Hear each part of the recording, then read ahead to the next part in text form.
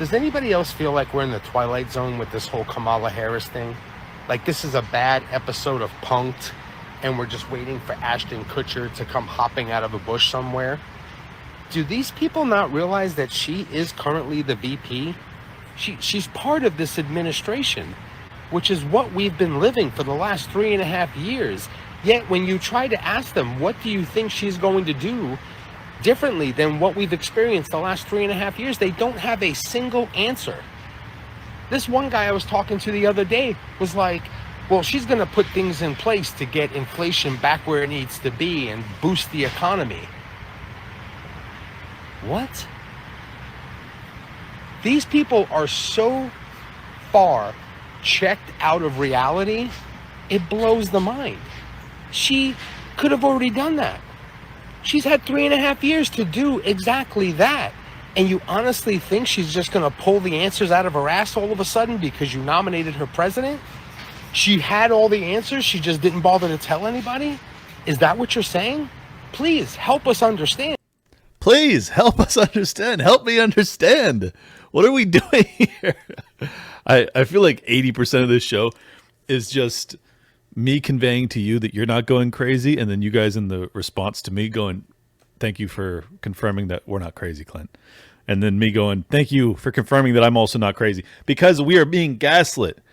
And it's honestly, it's that we're not crazy. It's that we are surrounded by liars and idiots and propagandists and morons and rubes. And it's exhausting. To put it mildly, it is exhausting. But this one in particular is really blowing my mind. And I know you're like, how could your mind possibly be blown at this point after living through 2020 and that insanity?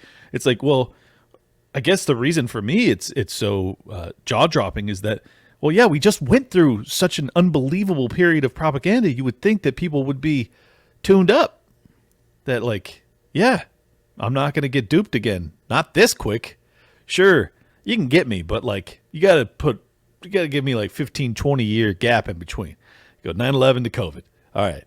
Now COVID to, I don't know, something in 2035 or whatever. No. Like 2024. Bang, right back at you. And let's be honest, they never really stopped because the war in Ukraine was the same thing. But anyways, going back to the point I was going to get to. Just a reminder, Kamala Harris was one of the least liked, if not like historically least liked vice presidents ever in American history. Like detested. 30-something% approval rating, crazy low. This was like 6 weeks ago, ladies and gentlemen. She's now polling to win the White House. What? So she was one of the least liked ever, and now she is a favorite to win in a matter of a little over a month. That's unbelievable. And I think that the answer is that, I mean, shout out to Edward Bernays, right? The kind of the founding father of propaganda, or public relations, if you want to make it a kind analysis of what he did. But he was very famous for coming up with group psychology and how you can manipulate people on scale. And he did so for marketing purposes, but obviously the government has now implemented that in a major way, and in my opinion, on a global scale. So what I think we're seeing is a full court press, the likes of which we have not seen in a few years, when it comes to rewriting someone's history and the entire narrative around a public figure in a way that has really caught people off guard. Additionally, I think that a lot of people are not giving enough credit to the fact that most of the people that were not very gung-ho about voting for Joe Biden, but were very adamantly opposed to voting for Donald Trump, they are re-energized simply because Biden appeared to them to be a dead end, that he couldn't possibly win. And now there's this talk of joy, this kind of jubilance that comes along with this Kamala moment, which is very hard for rational observers to understand. But I think if you kind of put yourself in the shoes of a communist, then it kind of does make sense, because she is just another vehicle, another vessel by which you might be able to topple your your enemies, your class enemies, your political enemies, whatever, race enemies. Unfortunately, it seems like a lot of them view it that way too. But I think it's not so much about Kamala Harris as much as it is about they thought they had no path, and now they see a path. And they're thinking to themselves, well, then that's joy. Because that's what the mission is. It's not about the individual, it's about the collective. What advances the ball? Well, Kamala Harris potentially advances the ball. Joe Biden couldn't do that anymore. It seemed very evident even to them, their most ardent supporters, that he was done for. So they see this opportunity in Kamala, and it's like they don't care about her record. They don't care about rewriting it even. It's not about that. It's just about, can the mission be advanced further? And to them, the answer is yes, it can. And that's really all that matters. And if you actually look at Tim Walz's record, and this sounds crazy to think, but from my vantage point, after looking into him for the past week or so since he was announced as being her vice presidential candidate, he appears to be more of the ideological heft of the ticket, that he actually seems to be much more intelligent, capable. These are not compliments. He's capable at destroying the country, kind of like I think that the best example would be Dick Cheney to George Bush, in that, VP, but really maybe the decision maker, maybe the true believer. And that is very nerve-wracking. There was a story, someone called in to Chase's show over on InfoWars, and they were talking about how they had traveled with him under some sort of like Harvard Global Student Initiative, and this other student had traveled with him to China. And while they were in China, this guy, Walz, kept making excuses for the regime, the CCP, and that he was also going around and purchasing as many of Mao's little red books as he could get his hands on, to the tune of dozens of them. And apparently they're very challenging to get, because these were books that I guess went out of print after Cultural Revolution had ended, and but he was collecting them. So, it's one anecdote. It doesn't write the entire novel on who this guy is, but I think it's an interesting tidbit that he would have that much affinity as a college student who's going to Harvard, that he would want the Mao's Little Red Book, which was essentially like daily ritualistic reading that you would do, but it was, instead of for God, it would be for Mao. And so a very religious undertone. Now, granted, in most, if not all, communist nations, they immediately ban religion, but it's not that they get rid of religion entirely. It's that they replace religion with the state. So state becomes the religion, or the collective becomes the religion, depending on what phase of communism you're in, which you never get to the end phase, of course. Her Moment by Charlotte Alter. And it's just Kamala staring into the distance. But it says at the top, the reintroduction of Kamala Harris. It's like, wait, reintroduction? She's the sitting vice president of the United States of America. What do we need to be reintroduced to her for? Is that not in its own right kind of odd? But then I started to think to myself, and I'm like, okay, what is she running on? And really what she's running on is not that like the current paradigm is good. She's actually fairly open about how challenging everything is for people, talking about inflation and things like that in the economy. In terms of policy positions and proposals, she has presented up until just a few days ago absolutely zero. And then the one that she has presented was stolen from Donald Trump, which was to abolish taxes on tips for the service industry, which I might add, Trump stole that from Thomas Massie. Thomas Massie stole it from Ron Paul. Whatever. I don't care. As long as you get rid of more taxes, I'm happy. Steal it from whoever you want. Just stop stealing my money. Right? That's kind of the idea. But her only policy proposal has been that, which she just totally jacked from Trump, which he announced it a month ago while he was in Vegas. And I complimented him because I thought it was a really brilliant campaign move, because it's like, yeah, you're in Vegas. So many people in Vegas are working for tips. Like, my God, from dealers to waitresses to strippers to down the line. Like, basically half of the people working in Vegas are working off tips. So you promise that, you're probably going to win Nevada. Well, what do you know? Kamala, who can't bring herself to put a single policy position on her website or anywhere else during her speeches. She never gives you anything. It's just platitudes and nothingness. Suddenly she has a policy proposal, and it happens to be the exact same thing that Trump pushed. And now this is where it gets really crazy. So as the vice president of the United States, what do you get? You get to make the tie-breaking vote when it comes to any vote in the Senate that comes to a tie. Hence the tie-breaking vote. That's the VP's role. Normally, there's not that many tie-breaking votes because there's not that many votes that end up in a tie. However, because the Senate is split so evenly, she was presented with more opportunities to make the deciding vote in the Senate than any vice president in history in a single term, ever. It was something like 32 or something like that. I just looked it up a minute ago. I can't remember the exact number, but one of those tie-breaking votes was for that she voted against was the IRS bill, which is now enabling them to hunt down more tax evaders, which I might add would probably be many of those people that are working for tips. So essentially, she voted against, not even 2 full years ago, she voted down. She was the tie-breaking vote, the ultimate decision maker on going after people with the IRS. She allowed that to persist, and now she's running against herself less than 2 years later. And the reason I bring up that story is just to point out that she is a total vacuum.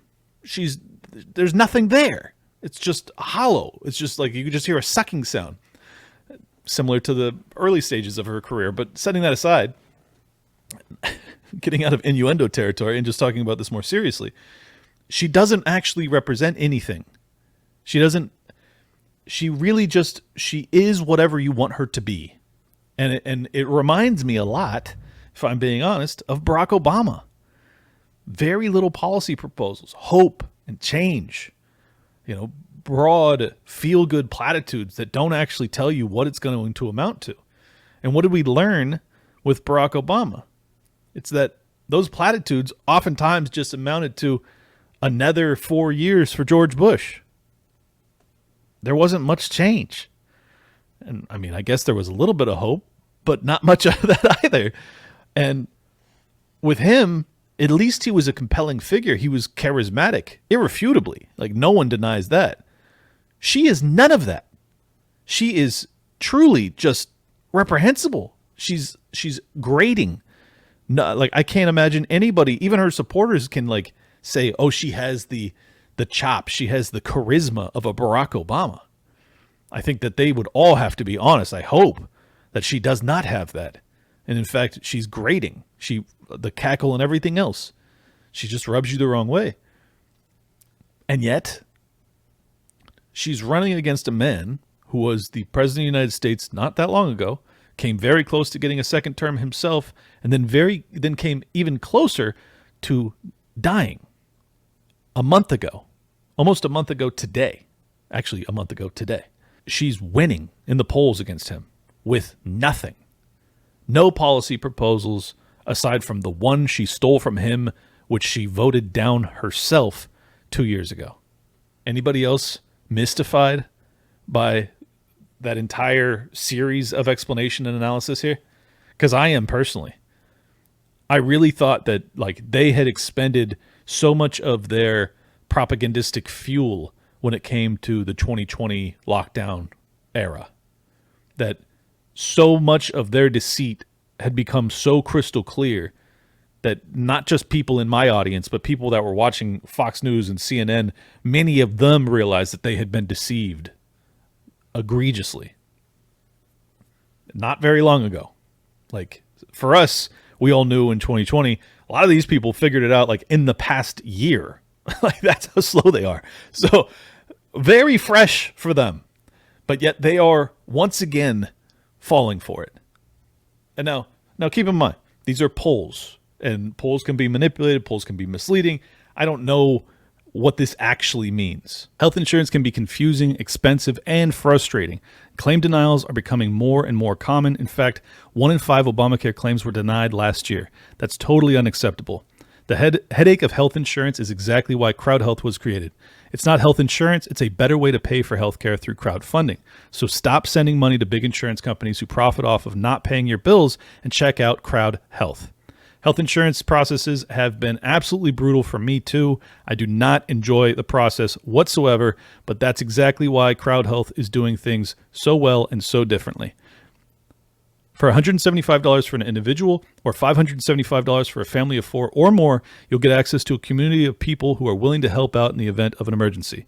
You'll get access to telemedicine visits, discounted prescriptions, and so much more without doctors' networks getting in the way.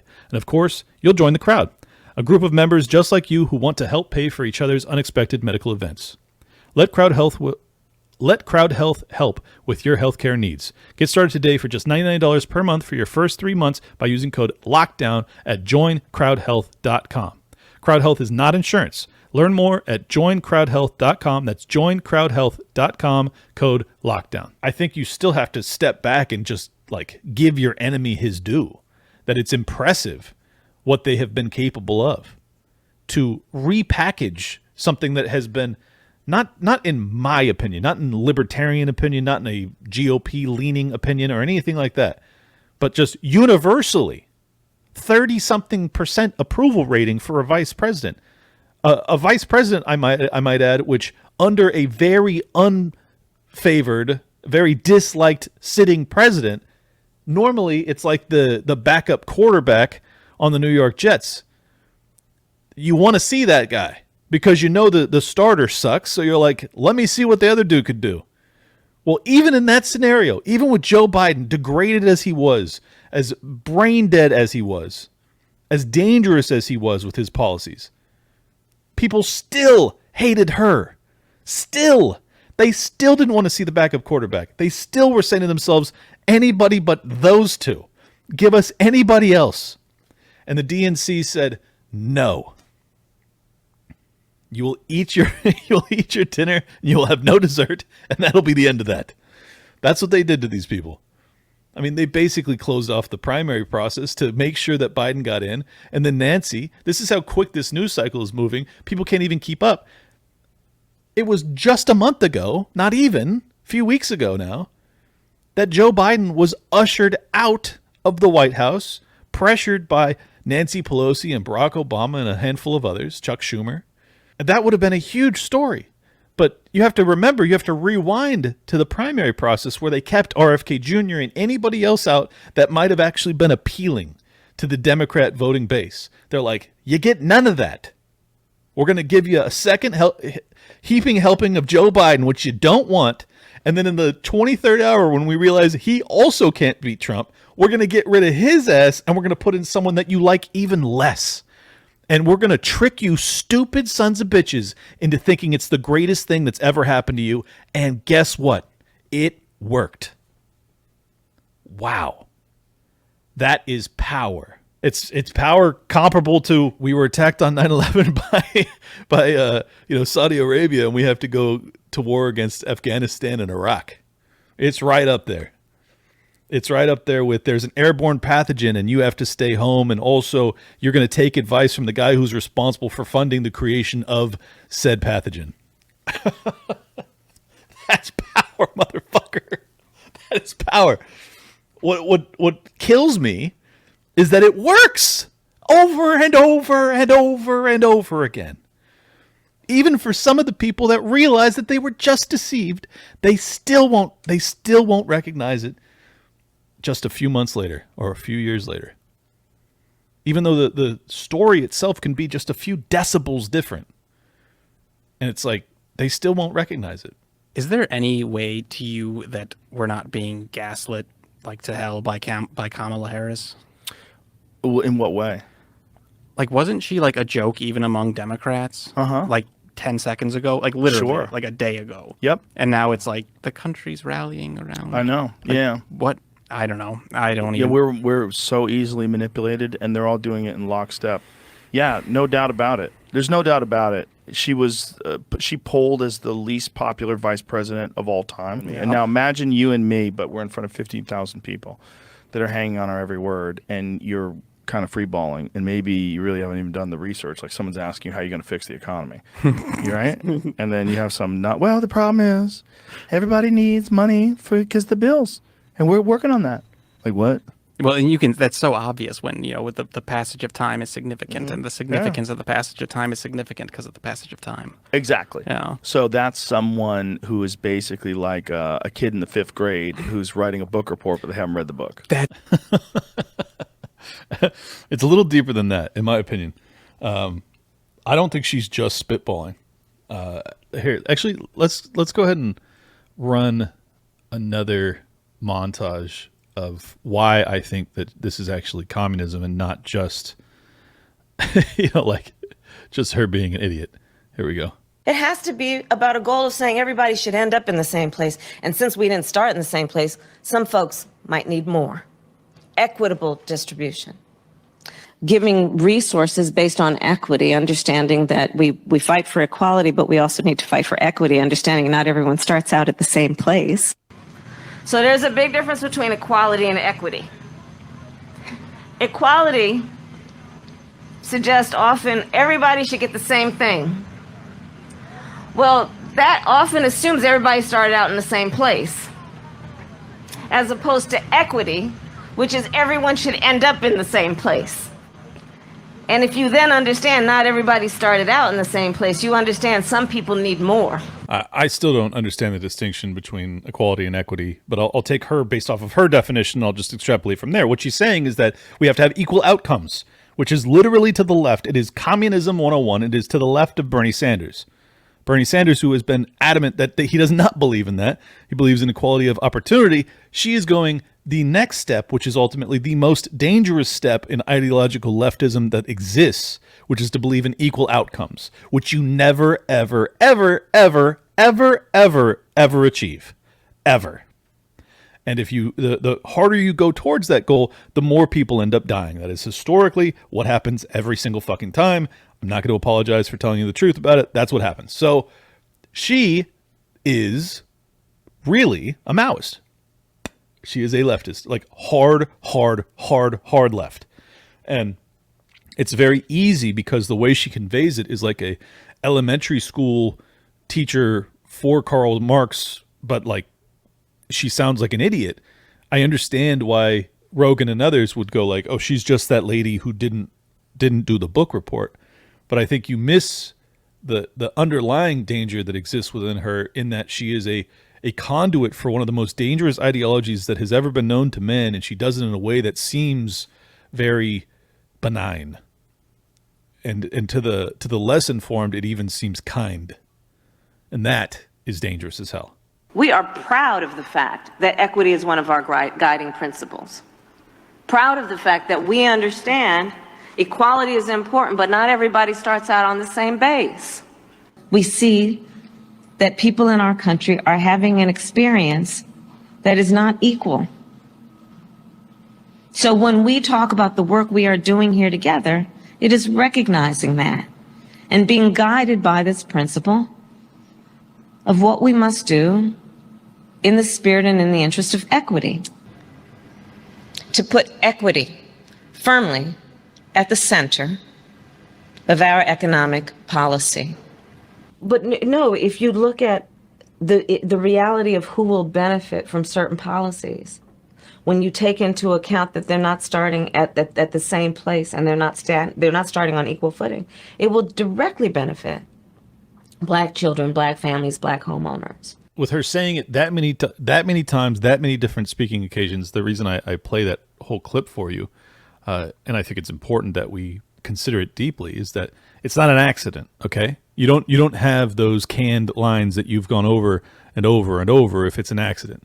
She's doing that intentionally. She's talking about the same thing. She's talking about equity over and over again because that's what she believes in, or at least that's what she's being told to believe in. I don't know if she's sincere or not. I would assume that there's some aspect of sincerity to it, but knowing the scale of sincerity with any politician is impossible. Let's finish out this Rogan clip. It's every time I see her on camera, that's all I can think is that she's the kid who didn't do her homework. Right. Because she just has that vibe. Did you see the clip of her talking about how dare we wish Merry Christmas to people? No. Yeah, she does this bizarre like rant about how we shouldn't be wishing Merry Christmas to anyone. Is this when she was a senator? I don't know. It's recent. It's recent. Yeah, Really? It's so strange that like that was her. Like that's the only time I've seen her passionate about anything on camera. Come on, really? Yeah, I haven't seen that. Yeah, no, I've seen the one she was telling that people need to be woke. Everyone needs to be more woke. Oh, you should yeah? be more woke. You should figure out who's the wokest. You try to be the wokest, but you should, whatever, everyone should be more woke. And she's like laughing. It's like, what the fuck? And when we all sing happy tunes and sing Merry Christmas and wish each other Merry Christmas, these children are not going to have a Merry Christmas. How dare we speak Merry Christmas? How dare we? Merry Christmas, everyone. I think that one was actually totally unfair. I think she was saying that these kids were suffering and that they weren't going to have a good Christmas, and that's why you shouldn't say it. I don't think she was broadly saying don't say Merry Christmas. I'm sorry I have to be honest even when I'm talking about people that I find to be truly existentially dangerous, but I think that was a hit job. So after we were told for years straight that Joe Biden was in perfect health, just today we are finally released the audio recordings of the LVPT, Las Vegas Police Department radio transmission when it comes to his health on July 17th, which was not even a month ago. There's about 4 units coming to you right now. I need more. Copy that. 678-759. Most of my guys are plain clothes. Can you use this or no? As long as they are fully decked out in readily identifiable police gear. All right, copy that. I need to get all the major intersections with lights shut down from Desert Inn all the way to Russell. So if units could just start calling out what intersections they're going to, I think that's going to be used. Let's start with the big ones. Units helping us out with this this frago on the POTUS movement. If you can monitor Event 8. Event 8 channel is where movement will occur. Hi, Kevin. The motorcade is at Air Force One, so just hold your road closure until I tell you otherwise. Control 302. I just want to let everybody know, great work out there. You know, we put that together ad hoc. Appreciate all the resources coming over. You guys did a fantastic job. That looked like we had planned it for weeks. So great job, everybody. Less than a month ago. Do we have any details as to what transpired with him? If his health was actually an imminent threat of existential crisis, or what happened here? I don't know. The reports are varied, and ultimately we don't have a corporate media that's interested in the truth whatsoever. So getting reports to that, explanation is very challenging, unfortunately. But I think what's more remarkable is that given that there was a medical emergency and given that he was still running for the president of the United States and he was the sitting president of the United States, they lied to the American people about the condition of the sitting president of the United States, and they don't care. They're shameless. Just 10 days after that event, there's the attack made on Donald Trump. Not even 10 days, actually July 17th. So I guess that would have been 5 days after the attack on Trump. If I have the dates right, goodness gracious, everything's moving so fast. It's very hard to keep up. But then within a week of the attack on Trump, you also have him now dropping out, but while saying that his health is fine. So again, just total deceit and no clarity as to what's going on here, which is why everyone feels like their head's spinning. Polls we had showed that it was a neck and neck race, would have been down to the wire. But what happened was a number of my Democratic colleagues in the House and Senate thought that I was going to hurt them in the races. And I was concerned if I stayed in the race, that would be the topic. You'd be interviewing me about why did Nancy Pelosi say, why did so, and I thought it'd be a real distraction. So the sitting president of the United States, after saying it would take an act of God to get him out, decided to stop his run for re-election just because he thought it would be a distraction. All of a sudden, he just had a change of heart. But he also had a bunch of health scares that we now know happened. We don't know the severity of which. Also an attempt made on his opponent. And then suddenly he goes, you know what? Never mind. I'm done. I don't know. It's very hard to say definitively what happened, but from my vantage point, it looks like there was immense pressure and perhaps even threats that were made And you have Nancy Pelosi that goes on CBS, the same program, talking about what she was, her role in it all. And it's like, they don't even seem to have any shame about it. And it's not a scandal, which is the weirdest thing, because if anything like this were to happen in the GOP, it would be wall to wall coverage about how scandalous this all is. That, Donald Trump overthrown by Mike Pence or some crazy like that. But that's not the portrayal that we get at all. It's as if Joe Biden was never even the president. He is gone. He's a total non-factor, persona non grata. We do not discuss. He's irrelevant. We've moved on. We are on to the next vessel for our ideology, and that is Kamala Harris. But see, here's the problem with this entire argumentation. They're claiming that, well, Joe finally had a change of heart based off of their concerns that he would hurt them, in down ballot races. So, like, I guess people wouldn't turn out for Joe, so that means that they would lose House and Senate seats. Where was the polling? Where was there any evidence that Kamala Harris would be a more appealing candidate than Joe Biden, the sitting president?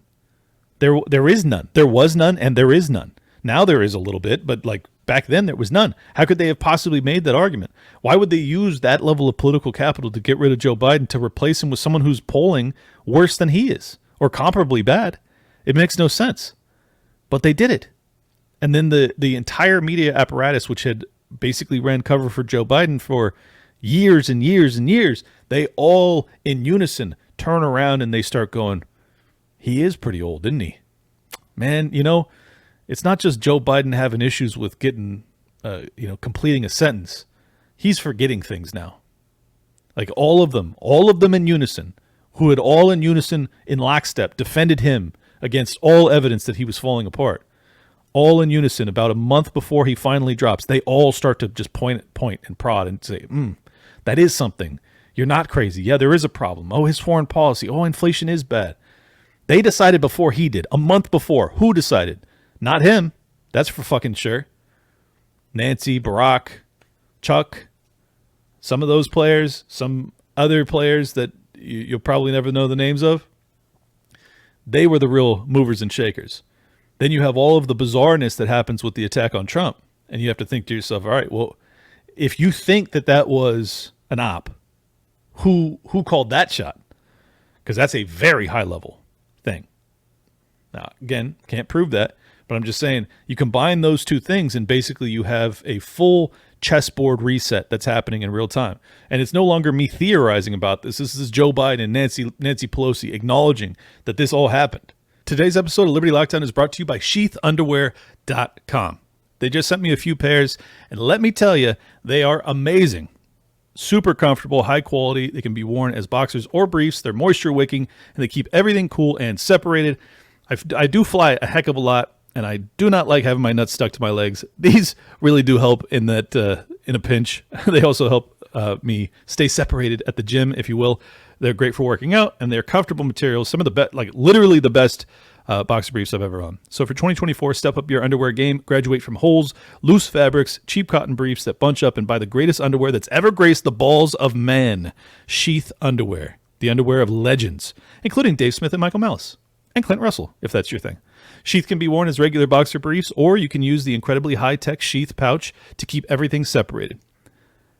I wear these every day, only when I work out, and I can tell you that these are the most comfortable pair of briefs I have ever owned or worn. The website is fully stocked with different designs, winter-based layers to keep you warm, ladies apparel, and more. Go to sheathunderwear.com. If you use promo code LIBERTY, you'll get 20% off. Once again, sheathunderwear.com, promo code LIBERTY for 20% off. They were shutting down like major roadways in Vegas to help POTUS get to the hospital as fast as possible. That is not something small. That's pretty serious, particularly given that he probably travels with a doctor, I would imagine. I don't know for a fact, but I don't know. The way the Secret Service operates, maybe not. Maybe they just I have no idea what they do at this point. It's such a clown show. But I just think this is really a test. Like this is a kind of a final exam for the American people. Can you actually be duped again? Can you actually be sold the worst bill of goods ever that you know is bad, that you know it's like the most spoiled, rotten basket of fruit, and you're just like, You love this. You want more of this. It's like the answer has to be no. We know this is going to make us sick. But according to the polls, half the people are saying, line me up. I want more.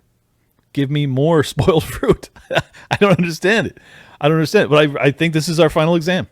I think this will tell us, like, one, it'll tell us about elections, and two, it'll tell us about the American people. As I've said very, very extensively, I do not think that Donald Trump is going to fix all that ails, not even close. But if you look at Kamala Harris and you think that she solves anything as opposed to contributing to the expediting of the downfall of this nation, I don't know how. I don't know how you, how anyone, I can understand not wanting to vote for Trump. I can't understand anyone wanting to vote for Kamala Harris. I can't fucking wrap my head around it. It makes no sense to me. I'll never understand it. And I think it's totally deranged. Honestly, I do. So that's kind of my litmus test for the American people. Like, have you guys totally lost your minds, or are you still capable of thinking for yourselves at all? At all. She has been the vice president of the United States, not just the VP, but the deciding vote on over 30 different bills through the Senate. Tremendous power she's been able to wield. What has she accomplished? You can't name a fucking thing. And you're not going to be able to name a thing because there isn't a thing. And you want to give her 4 more years. After 3.5 years of lies and deception and inflation and potential for world war on so many fronts, it's almost impossible to keep track of. And you think that she's the answer. You want more of that.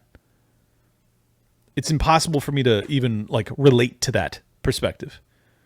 It is one born of ignorance and I naivete. I don't know. That's the kindest thing I can say about it. Because the only other descriptions I can give get increasingly mean from there. You're an idiot. That's okay. There we go. I said it. That's the only other explanation I can come up with. You must be an idiot, or you're just some identitarian, nonce who thinks that, oh well, she's the first black woman, so that's a good thing, and that's all that matters. Which I already said idiot, so I'll just end there. You get the point. You're an idiot. To show that I'm not being totally biased and in the bag for the GOP, here's JD Vance on the trail. Talking to CBS on Face the Nation, talking about China. Do you view China as a competitor or an adversary? I think they're both, right? And I think that what we want to do here is build the kind of international order where we can check China. We don't want to go to war with China, but certainly they're an adversary. I mean, they know, for example, the Chinese know that they're manufacturing tons of fentanyl they're letting come into our country. Kamala Harris has done nothing about this. She should apply diplomatic and economic leverage over the Chinese to stop manufacturing this fentanyl, which then comes into the Mexican drug cartels, which they then ship into our country. I'll be honest, I don't hate that first 30 seconds of this interview. I think much of it is reasonable to say that they're an adversary, but also just a competitor, but we don't want to go to war with them. Okay. I'm not... That's better than Lindsey Graham. That's better than a lot in the GOP would say about China. So, it's a little hawkish for my blood, but it's not terrible. What I don't like is this assertion that is constantly made that the entirety of the fentanyl crisis in America is born of China's production. Now, could that be entirely true?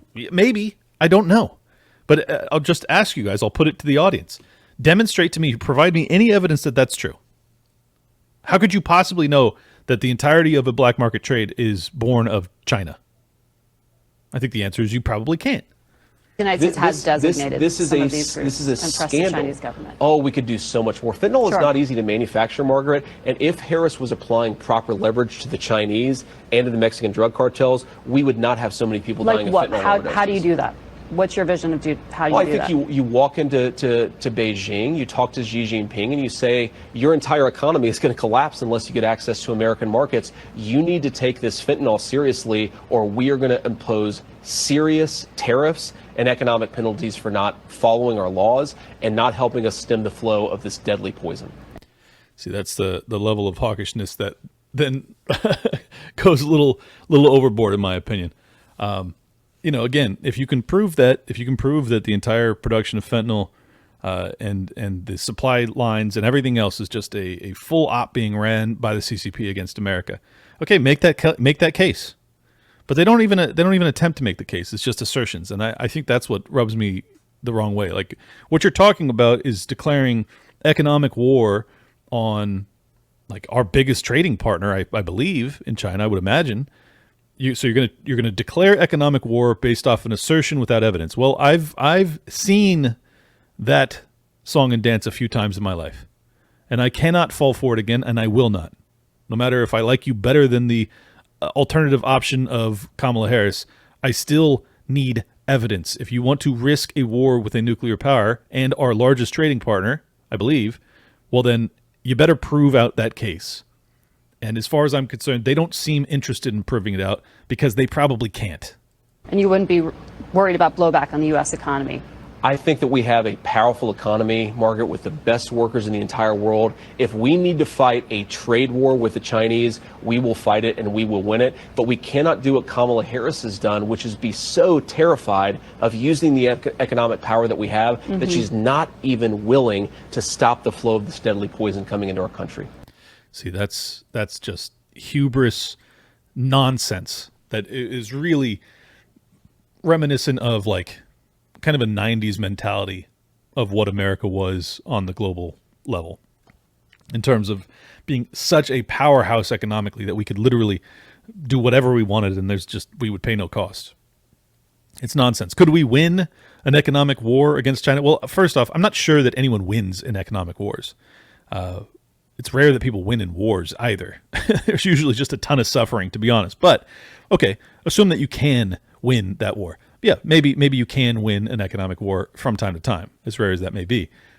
That still doesn't mean that you can win this one, and there's really not much evidence to say that you can either.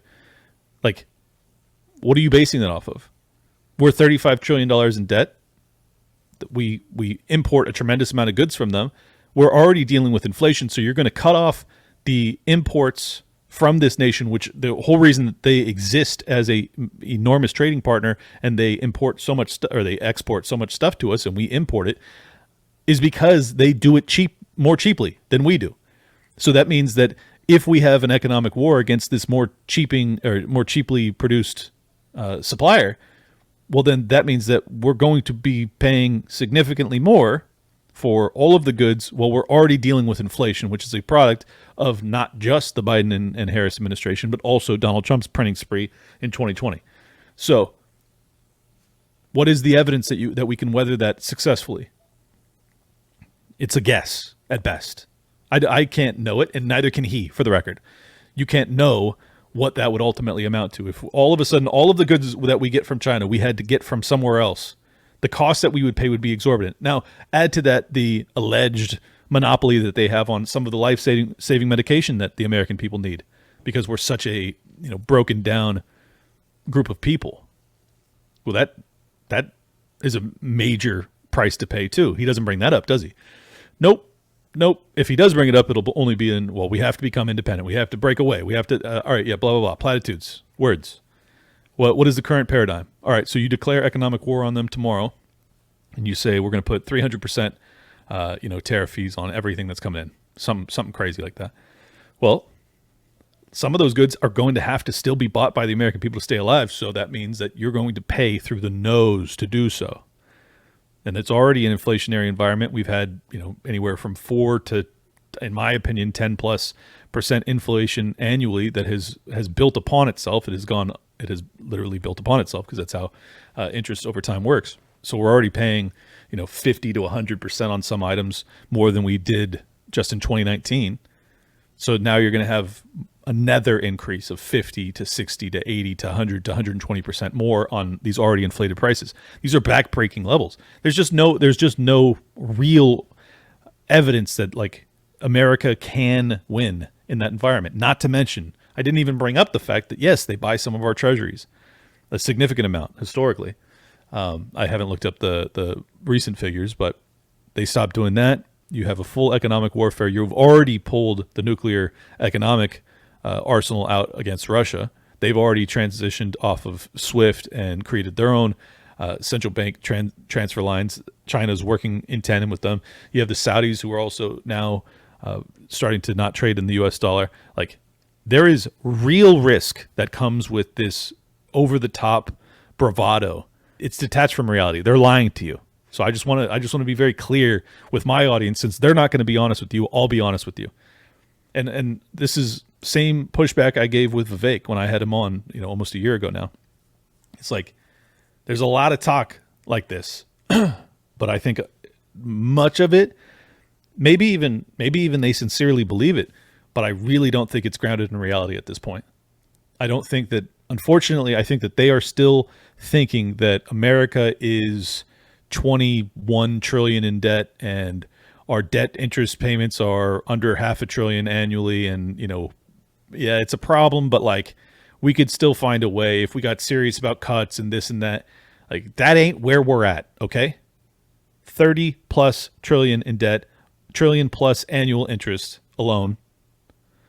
I mean, these are enormous sums. On top of the fact that you've already seen so many other nations migrate away from the US dollar and away from American markets to create their own. We are rapidly losing our dominance in the global economic space. And if you take a real hard approach to China when it comes to the fentanyl crisis, and maybe it's the right thing to do, and maybe it would save tens of thousands of American lives if you did so successfully. I don't think it would, but just assume for a second that to steel man your argument, maybe it's the moral pathway to take. That still doesn't mean that you can win it. It doesn't mean you won't either drive us into a global depression or require us to print so much to keep the US dollar or to keep our debt serviced that we don't end up in hyperinflation. So just be fucking honest with your constituents. I hate bravado. I hate deception. And I really hate it when it comes to, foreign policy and dealing with nuclear powers. Trump put out his 20 core promises to the American people. I thought we'd go over them, see what it says. Seal the border and stop the migrant invasion. Okay, well, that's not a surprise. That's what he ran on in 2016 and 20, for that matter. 2, carry out the largest deportation operation in American history. I guess that's new in that he wasn't so much talking about deportation as he was about building the wall, but given the amount of people that are now here, it's not surprising that would be added on. 3, end inflation and make America affordable again. Nice talking point. Doesn't really say how you're going to do that, but okay. 4, make America the dominant energy producer in the world by far. I think that's good. We ought to deregulate our energy industry and allow us to compete on the global level. It's absurd that we haven't, given that we have enormous domestic supply. 5, stop outsourcing. Turn the United States into manufacturing superpower. Well, the reason outsourcing exists is because the American people have a higher standard of living, and it costs way more to produce items in America than it does in many markets all over the world. So really what you're saying when you're going to stop outsourcing is that either A, the American people are going to have to start getting paid a lot less, or B, the American people are going to have to start paying a lot more for the items that they expect to buy. So I don't appreciate when you talk about these things in platitudes and don't actually explain like how this will play out. I think this is a mislead. Goes right back into my little rant against J.D. Vance a minute ago. 6, large tax cuts for workers and no tax on tips. Good. Tax cuts, great. No tax, even better. Keep it coming. 7, defend our Constitution, our Bill of Rights, and our fundamental freedoms, including freedom of speech, freedom of religion, and the right to keep and bear arms. That's a given. First, Second Amendment. Let's go. 8, prevent World War III, restore peace in Europe and in the Middle East, and build a great Iron Dome missile defense shield over our entire country, all made in America. Well, you had me in the first half, not going to lie. Second half, you kind of lose me. Prevent World War III, hell yeah. Restore peace in Europe and in the Middle East, great. Let's see if you can do it. And build a great Iron Dome missile defense shield over our entire country, all made in America. If you're going to prevent World War III and restore peace all over the world, why the fuck do we need to spend trillions on a missile defense shield for the entirety of America? Goodness gracious. Not to mention that I'm not even sure that's doable. Like Israel's got it over a few hundred square miles. Like we're talking thousands and thousands of square miles. I mean, crazy. All right. 9, end the weaponization of government against the American people. Great. How? I don't know. 10, stop the migrant crime epidemic, demolish the foreign drug cartels, crush gang violence, and lock up violent offenders. Well, Yeah, I mean, except for the demolish the foreign drug cartels, because I think the only way you do that is going to have like a full-on war, not just in Mexico, but in many nations, including cities in America. So I'm not looking forward to that. I do understand the instinct to want to, diminish the supply of fentanyl since so many young people are losing their life to it. But I don't think people really are considering the knock-on consequences that are going to come with that. Not to mention, I don't think prohibition works, and I think that you ought to work on the root cause of why so many young people are turning to drugs. But anyways, number 11, rebuild our cities, including Washington, D.C., making them safe, clean, and beautiful again. No, it is not the job of the federal government, maybe D.C., since it's under federal purview, but all of the cities all over America, no. That's a total violation of states' rights, and I am not interested in paying to improve the living conditions of people in New York or San Francisco or Los Angeles any more than they are interested in funding the improvement of Miami. Fuck these people. No. Don't take any more of my taxes to do more central planning and more cultural programming. F all that. Not interested. 12. Strengthen and modernize our military, making it without question the strongest and most powerful in the world. Not interested. If we're not interested in being the policeman of the world, why do we need to have the strongest military in the world? I don't understand it. We could have a military that's half as strong as it is today, and no one would ever dare invade America. The reason that it's so strong is because we continue to police the world. Everybody knows it. Stop lying. If you're interested in America first and you're not going to police the world, then we don't need to be doing what you're describing in number 12. Number 13, keep the U.S. dollar as the world's reserve currency. Look, I know many libertarians will say, screw all that. I think because I'm so concerned about the consequences of the U.S. dollar dying and what that'll amount to in terms of hyperinflation or a transition to a central bank digital currency, it may be a better the devil you know scenario. Obviously, I still encourage myself and you and everybody else to be diversifying and getting into rails for economic endeavors that are not under the U.S. dollar purview or the federal government's purview. But I do understand why he would make that part of his policy. How he intends to do that, again, I don't really know. It is not going to be easy. You're going to have to not spend how you did in 2020. It'd be nice if you acknowledge what a mistake that year was. But anyways, 14, fight for and protect Social Security and Medicare with no cuts, including no changes to the retirement age. How the fuck are you going to do that? Like, the unfunded liabilities are absolutely catastrophic and backbreaking economically for this country. Financially, they are the biggest burden, even bigger than the military as far as I know. So I don't know how you're going to do that without changing to the retirement age. Like, that's a crazy wish casting proposal that I don't think you could actually deliver. Just being honest. 15, cancel the electric vehicle mandate and cut costly and burdensome regulations. I'm all good with that. 16, cut federal funding for any school pushing critical race theory, radical gender ideology, and other inappropriate racial, sexual, or political content on our children. I'm good with that, but I would like to extend it to cut federal funding for any school, period. End it there. 17, keep men out of women's sports. I think that's fair, but I don't know if that's under the purview of the federal government. It seems kind of ridiculous to me. I don't know. 18, deport pro-Hamas radicals and make our college campuses safe and patriotic again. Well, I don't really like the language of that because it implies that, what is the distinction here? If you are one of those Stand With Palestine folks, but you're an American citizen, are you going to be deported because you're being described unfairly as a pro-Hamas radical? I don't know. That's a little too broad and hyperbolic in my opinion, so I don't know. 19, secure our elections, including same-day voting, voter identification, paper ballots, and proof of citizenship. I think that's reasonable. 20, unite our country by bringing it to new and record levels of success. Monetary Metals is where you can unlock a 12% return on silver.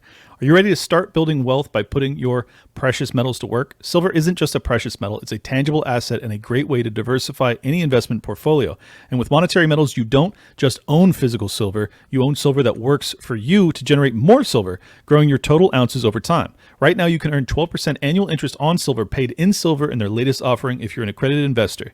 Click the link in the description or head to monetarymetals.com/lockdown to learn more. Monetary Metals is revolutionizing the way you invest in gold and silver. They've been paying interest in silver and gold for over 8 years, helping you grow your wealth in real tangible assets. Finally, there's a true alternative to saving in dollars, a yield on gold and silver with Monetary Metals. They are the first true silver bond since 1834. You can earn a 12% annual interest on silver paid in silver, but you must be an accredited investor to participate. It's a 3-year term, and the bond is financing a publicly traded mining company located in the western United States. Again, head to the link in the description or go to monetary-metals.com/lockdown for more information on how to participate. Broadly speaking, it's fairly vague. Let's just be honest. It doesn't give us a tremendous amount of details on how he's going to do most of these things. And obviously, when you're running for president, you're going to try and make things as appealing to as broad an audience as possible. And I'd say, 3/4 of those things I broadly agree with. So I guess kudos. But it is more, there's more meat on that bone than Kamala Harris and the Democrats have presented us, that's for sure. Even in terms of like broad strokes, what they intend to do. I can't get even that from them. So I appreciate that they were willing to give us something. Let's do a little Trump attack update before we get out of here. Here is Senator Josh Hawley talking with Jesse Waters just a few days ago. Well, what they've been saying, Jesse, is that this individual, the site agent, the lead agent, was known to the Trump campaign to be inexperienced, to be ineffectual, to be, frankly, incompetent at their job. Well, I'm also told by whistleblowers that on that day, she was not enforcing the normal security protocols. She was not checking people's IDs. She did not use Secret Service agents. Most of the agents there that day were not Secret Service agents. They were Homeland Security agents. And get this, Jesse, most of them had never worked a rally before. And yet this is who she chose to staff the event with, and she didn't train them or integrate them. From top to bottom, it was a total disaster. Jesse, it is a miracle, not only that Trump is alive, but that more good Americans were not killed. This is according to Secret Service whistleblowers, which came out after the acting head of the Secret Service basically testified and gave a bunch of ridiculous answers that implied that no one was going to be fired for all of these failings. So these Secret Service agents, good guys, I'd imagine, came out and said, this is nonsense. Here's what happened. This lady is a disaster. You're saying that the site agent in charge of this security in Butler wasn't checking IDs? What do you mean? She was just letting people in? That is what whistleblowers tell me, is that IDs were not checked to allow individuals into secure areas, Jesse. In other words, it was a total free-for-all. Whistleblowers portray to me a circumstance, a situation that was totally out of control, where people were milling around, including in what were supposed to be highly secure areas. Nobody knew who they were. By the way, it was also the lead site agent's job to make sure that the line of sight for where Trump was clear, that agents could see all angles. And she didn't do that. In fact, I'm told that the line of sight was obstructed, which means that agents from different angles couldn't really see around Trump, couldn't see potential dangers to Trump.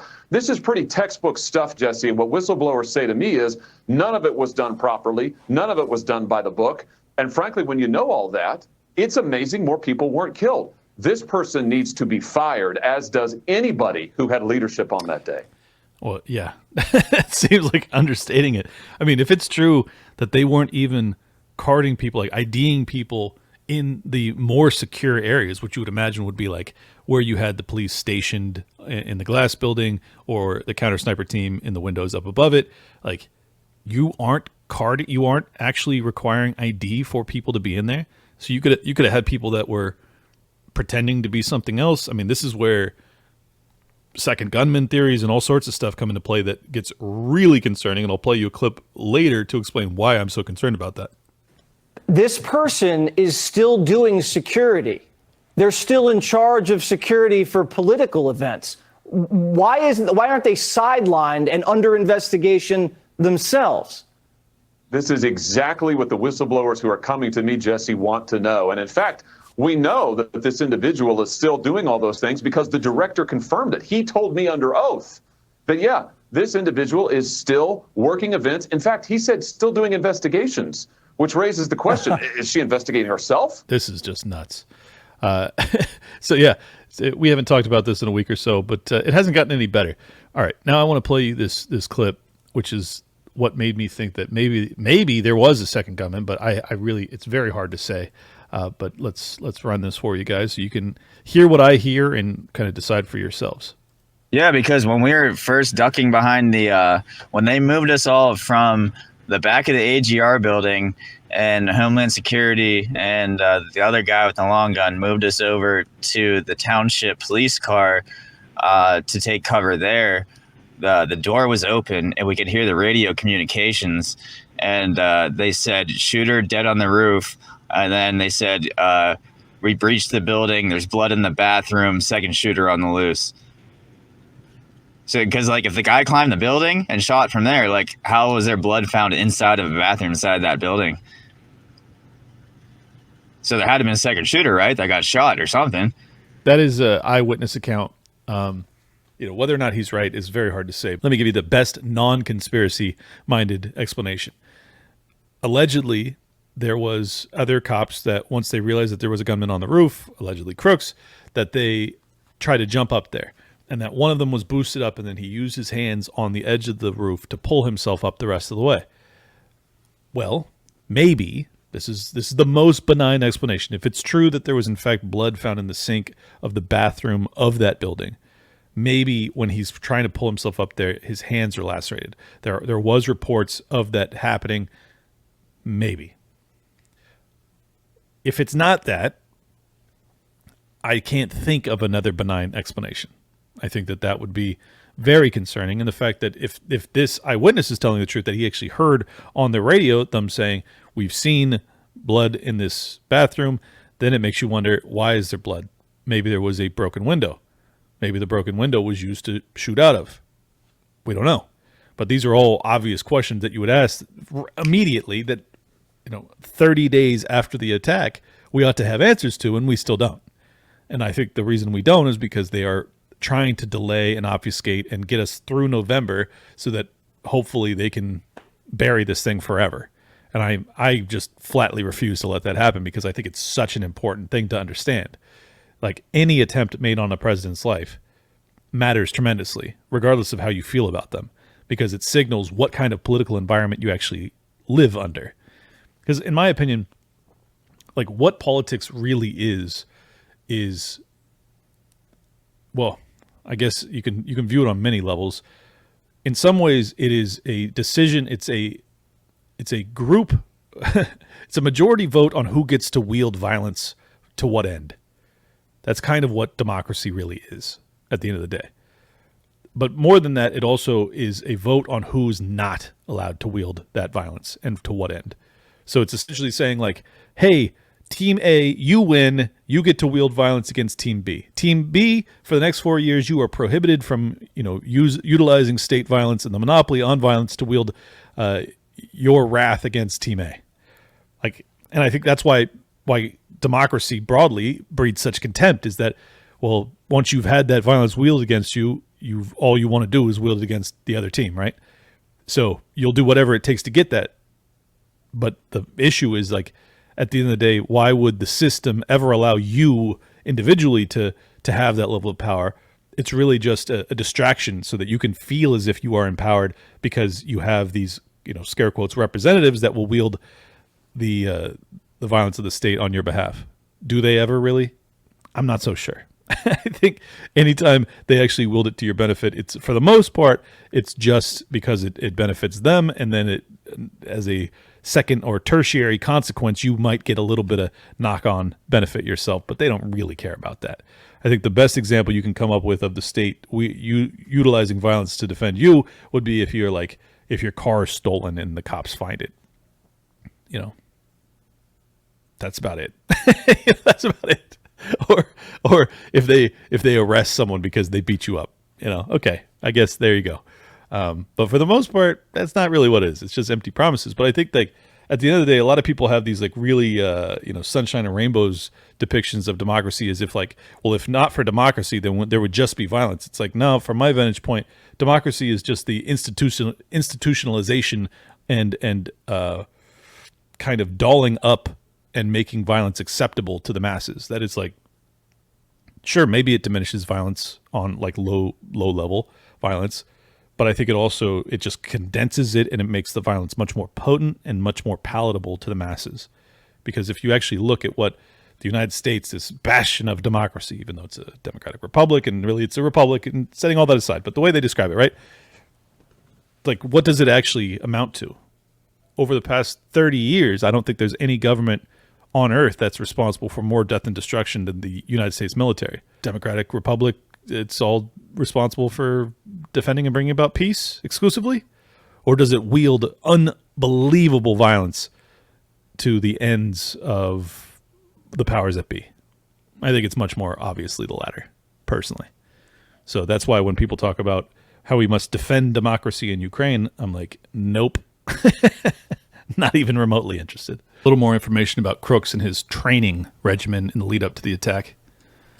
Reporting by Jesse Waters on Fox News. The eyes barely said a word about what happened in Butler, Pennsylvania. Thankfully, Congress is churning out new information to help the American people understand what happened. Records obtained by Senator Chuck Grassley show Thomas Crooks' intense preparation in the months leading up to his assassination attempt. Turns out that Crooks first joined the Clairton Gun Club in August of last year, just a year ago, and then visited the range 43 times. Crooks even spent holidays at the shooting range, including Christmas, Valentine's Day, Halloween. And his parents didn't think this was strange. In 2024, he went to the range for target practice 3 to 6 times a month, almost exclusively training with rifles, not handguns, and made one final visit the day before shooting Trump. The shooting range was crawling with feds. Multiple local and federal law enforcement agencies trained at this facility, including the Department of Homeland Security, which oversees Secret Service. Crooks was training under federal law enforcement's nose. Maybe he was there the same day, too. Who knows? So, yeah, there's a lot more weirdness that's coming out regarding Mr. Crooks. There's still a lot of questions with this attack, and I'm going to continue to give you periodic updates because I think it's, as I've said many times, I think it's super important that we understand. And the reason I was given this long soliloquy about what democracy is like, well, once the veneer of acceptable utilization of violence that exists under a democratic system, which the public, broadly speaking, just accepts that like they have the moral authority to utilize that violence. Well, if you step out of those bounds and you are now using extrajudicial means to eliminate political opponents, which it appears may have happened with Donald Trump, I'll say may, well, then that means that the entire game is kind of up now, isn't it? That the bounds by which the acceptable use of violence, or the kind of the broadly accepted parameters by which violence is allowed to be utilized under the democratic system from the public's perspective, it kind of gets obliterated. And now the gloves are off and violence is just kind of everywhere. And I think that that's the danger of what we face in the not too distant future if people's faith in the system diminishes. If they believe that the system itself is now defending itself and willing to take out political opponents, particularly when it comes to beloved political opponents like a former president of the United States and a future potential president of the United States, that's how things get really out of hand really fast, where the entire legitimacy of who's allowed to use violence and why is gone. And it's just dog eat dog from then on out. And we are unfortunately, and I don't think we talk about this enough, I think we're very close to a time where people start to feel as if they are now justified in using violence for their ends, regardless of morality or anything else, or who it hurts, and whether they're responsible for whatever your perceived grievances are. And that's my distinct fear, is that that's what we'll see in our lifetimes, and I hope not. But I think that if you want to maintain the perceived legitimacy of the system, then you have to defend its legitimacy by being transparent about who and what was responsible for that attack on Donald Trump, and not burying it and not immediately pivoting to, well, 5 days later, now Joe Biden's out. Now, 5 days later, Kamala's in. Now, 5 days later, Kamala's, her reemergence, her repackaging. She's so brilliant, and there's never been any doubt about her incredible qualifications. And if you vote against her, you're racist. Like, this is not the machinations of a legitimate system at all. This is the byproduct of a machine that is running things totally counter to the interests of the American people. And I think that's what we're witnessing. Just telling you the truth. If you agree or disagree, leave a comment down below. Tell me why I'm wrong, and I'll tell you why you're stupid. It'll be fun. Subscribe and share it around. It does help a lot to get the word out.